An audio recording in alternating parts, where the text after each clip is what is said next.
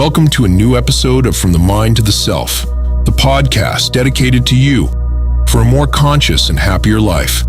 Breathe, and let's begin. Energy from the Vedas to quantum physics, all the way to your daily reality. Episode 10 of the podcast, From the Mind to the Self. Today we take a journey that begins thousands of years ago and arrives all the way to your experience, here and now. In the ancient Indian traditions, in the Vedas, something simple and revolutionary was said. Everything is energy. They call it prana. It is not just a theory. It is something you can feel, the breath entering and leaving, life flowing through the body, the invisible force that animates everything. According to this vision, we are not only a physical body, we are energy that moves, changes continuously and vibrates. Thousands of years pass, then modern science arrives. And what does it discover? That matter is not truly solid, that everything is made of atoms, and that atoms are composed almost entirely of empty space and tiny particles in motion. Once again, energy. Then one more step, quantum physics. And here everything changes, because it is discovered that reality, at its deepest level, is not made of tiny particles only, but of waves. Waves of energy belonging to a unified field, compacting into reality according to the frequency at which they vibrate. As if everything were one great, invisible, infinite field where all possibilities exist at the same time. Some call it consciousness. And then a question is born. If everything is energy, why does each of us live a different reality? Because the brain comes into play. It decodes, interprets, filters, translates. It is the interface between us and this field of energy. Imagine for a moment that your brain is the radio in your car. In the air, at the same time, there are all radio frequencies. Everything is already present, but you hear only one, the one you are tuned into. And what determines this tuning? Your frequency. Your frequency is your state, what you think, what you feel, what you desire, how you act, how you express yourself. If you are in fear, your system tunes into fear. If you are in trust, you begin to see different possibilities. Not because the world suddenly changes, but because the way you live it and meet it changes. This is the heart of manifestation. Manifesting does not simply mean desiring something.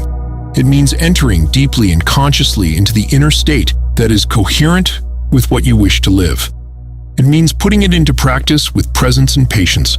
Patience is a great ally. In modern society, we want everything immediately.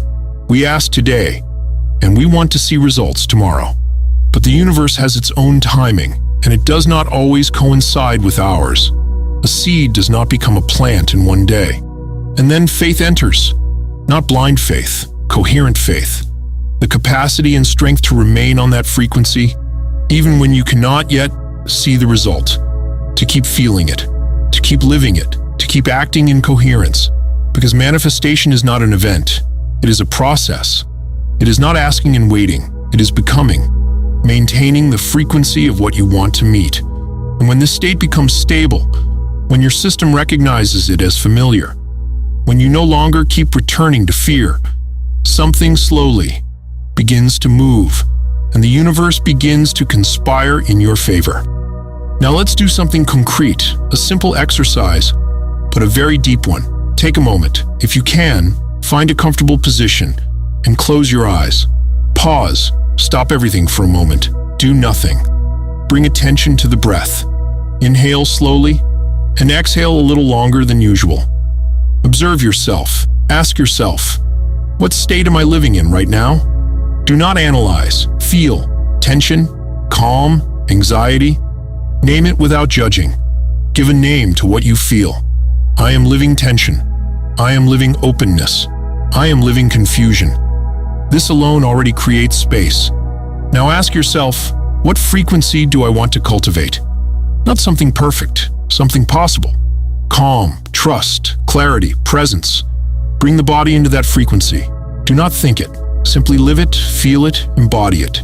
Even for only 20 or 30 seconds, you are teaching your system a new frequency. You do not have to change everything. You have to begin to tune yourself, one small step at a time.